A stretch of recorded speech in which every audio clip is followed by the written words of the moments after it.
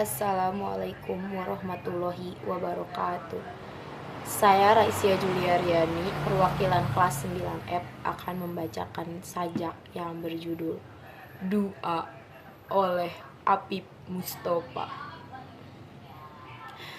Jungjunan pangnangkeupkeun eta nyawa nu indi taya nu nanya, taya tapakna di dunya. Angin pangusikeun sapangeusih buana, yen aya sinatria anu perlaya di wewengkon langit Sunda. Bulan baturan eta nyawa nu ditundung, di tempat baktina taya nu daek ngajungjung.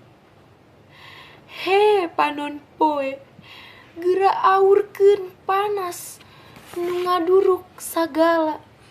Sangkan ieu dada sakumna nyawa Sunda, nyaho boga pahlawan dijaya. Wassalamualaikum warahmatullahi wabarakatuh.